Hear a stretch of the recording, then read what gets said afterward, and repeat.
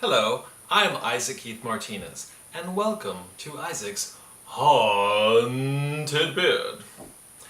Hey, 2 more episodes before our season finale of Season 1 of Isaac's Haunted Beard, so I thought I'd try something different. I'm going to do a two-parter. I came up with an idea, folks, that's so ambitious that it takes 2 videos to do it.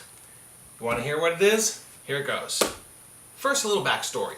I've been collecting horror films ever since I was a little kid. When I first started collecting horror films, it was by taping them off of cable onto my VCR. Then, as I got older, I started buying those pre-recorded VHS tapes. I got a little older still, I started collecting horror films on Laserdisc. Then I went on to collect them on DVD, and now I collect them on Blu-ray. I am very proud of my collection. I got many titles, and I love talking horror. I love recommending films to friends who go, hey, have you heard of any new horror films that I should check out, or maybe some old ones? And I've always got suggestions. But I'd like to acknowledge something that is a way that people watch movies, not just horror movies, but movies and television these days. That's kind of common. That's not actually kind of common, it's very common. And that is movies streaming on Netflix. Now, I don't necessarily want to do a video that is a commercial for Netflix, but I guess that's kind of hard to avoid because what I'm going to do with this video is recommend films that are currently streaming on Netflix, and for the record, this video was done in May 2014. I'm aware that sometimes I take movies off, but as of right now, the movies that I'm going to talk about today are currently available on Netflix streaming, and they are a collection of older titles and more contemporary titles. Maybe you've seen them before, maybe something you see for the first time, but I think that they are all great films, and I came up with 14 titles to recommend to you. I just don't think that this video is enough to talk about all of them. So I'm going to talk about 7 of them in this video and 7 of them in the next video. Now you may ask, why 14? I don't know, it's one more than 13. Okay, so in no particular order, I would like to tell you about 7 films that are currently streaming on Netflix that I think are terrific. And I didn't want to forget any of them, so I wrote them all down on this piece of paper. And I'm going to read them to you right now. Before I do that, I'm going to need my glasses. I know that I need my reading glasses in order to make out the words. I'm not quite as, let's see, good with the reading as I was when I was younger. Oh, that's much better. Yes. Here's the thing. I don't need reading glasses. And you know what? These aren't reading glasses. These are cat sunglasses. Okay, here we go. I actually have 20/20 vision. Yay me! Okay, so here is the first title that I would like to recommend. It's a classic from the 1980s. It is Stephen King's Maximum Overdrive, starring Emilio Estevez. That is the only film directed by Stephen King. It is a fun movie. It's not really scary, but it's exciting and it's kind of campy. And then it is a movie about inanimate electrical objects, particularly vehicles, especially trucks, that come to life and terrorize a small community. And it is a movie that I have loved ever since I was a kid. It features a soundtrack by AC/DC, and it's got this really awesome big rig semi-truck that's a toy truck with a Green Goblin face on it from the Spider-Man comics in the front. It's the main villain, and it's just awesome. And it's got Yeardley Smith from The Simpsons, so I love seeing Lisa Simpson as a human being. It's awesome. I love it. Maximum Overdrive. Watch it. Number 2, from the 70s. The Legend of Hell House, starring Roddy McDowall from Fright Night and Planet of the Apes. I love The Legend of Hell House. It's a haunted house picture. It's a movie about a house that's so haunted that they hire a whole slew of haunted house experts to come spend the night in the house and see if it's really haunted.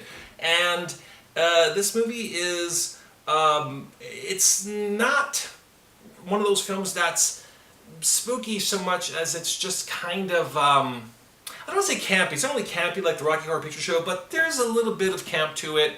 It's rated PG, and please don't let that in any way sway your decision. I'd like to remind you that another great horror film is rated PG, a little film called Jaws, and this movie is, you know, even though it's not like specifically scary, I do find that all films from the 1970s have kind of a creep factor that I don't really notice in other decades.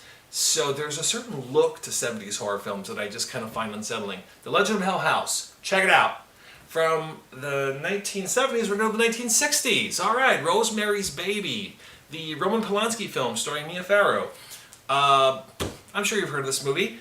Roman Polanski made a film. It's a film. It's not really like a movie. It's cinema. It's a methodical tale. It's not like real jump scares and gory effects. It's a very more well-paced, acted, type of, almost like watching a play. Mia Farrow is pregnant, and she may be pregnant with a devil baby. Is she in fact pregnant with a devil baby? What do you think? Check it out. No spoiler alerts here, kids. Rosemary's Baby. Go for it. Number 4. This next film is a science fiction movie, but I actually find this movie to actually be legit scary enough where I personally consider it a horror film. It's from the 90s and it's called Event Horizon, starring Lawrence Fishburne. And it's a movie about a haunted spaceship. That's a good spin on things, right? A crew of astronauts, if you will, are sent into deep space to recover a spaceship that was sent out a long time ago that had gone missing and the crew had vanished. And they find out that the ship is haunted. Where did it go? What happened to the crew people? You gotta see it to believe it. It's really actually kind of creepy. I dig Event Horizon and it's definitely worth checking out. Number 5, from the 1980s, bona fide cult classic, Reanimator, starring Jeffrey Combs. This is not so much a Frankenstein tale, not so much a zombie tale, but it meets somewhere in the middle where a young scientist, Herbert West, has this serum that can bring the dead back to life. But every time he does it, something goes wrong. Maybe he didn't put enough serum. Maybe the body hasn't been dead long enough, anyway. He keeps trying and trying and trying, and every time he does it, things get progressively, crazier and crazier. And by the end of this movie, it just goes cuckoo bananas. The finale of this movie is just wild. And up until Dead Alive came out later, the finale of this movie was regarded as the bloodiest finale in cinema history. So it's still among the bloodiest, stickiest, wettest, reddest finales in horror films. Reanimator. Check it out. And on a side note, that's part of the trilogy, kids. There's also Bride of Reanimator and Beyond Reanimator, which you may have to actually look for on DVD. But it's worth it. Number 6. We have a contemporary classic on the list, kids. And that is Sci-Fi Network's contemporary classic masterpiece, Sharknado. Now, for a long time, Sci-Fi Network has been doing all these sci-fi horror pictures where they're taking animals and combining them, like Piranhaconda and Sharktopus. And let's face it, these movies are fun to watch with your friends when you're drunk and you heckle, but they're not really that good. Until this one. Sharknado is legit awesome. I mean, sure, you still want to watch it with your friends, drinking beers and heckle it, but it's actually a really cool film. And the good news, or the great news, is I'm going to do a little shout out, a little promotion for Sharknado 2. July 31st on the Sci-Fi Network, kids. Sharknado 2. Summer's coming along, a lot of great summer blockbusters, but there's no summer movie that I'm more excited about than Sharknado 2. And that leads us to the 7th and final film that I'd like to talk about right now. And that's a movie that I'm pretty much convinced, guarantee that everyone out there who's watching has already seen this movie. But you know what? I'm going to bring it up anyway because it's worth singing its praises again and again and again and again and again and again and again. And that is Sam Raimi's classic Evil Dead 2. Evil Dead 2 is my favorite horror film sequel of all time. It's one of my favorite sequels. You know what? It's my favorite sequel of all time. Take that, Godfather Part 2. Evil Dead 2. That's the greatest sequel of all time. I've seen it so many times, I can't even tell you how many times. I don't even know how many times I've seen it. In fact, I'd like to take this moment to have a little tribute to Evil Dead 2 with a little help from my friends Scooby-Doo, or Ruby-Roo, as I like to call him. Us Scooby-Doo fans know that he's got a speech impediment.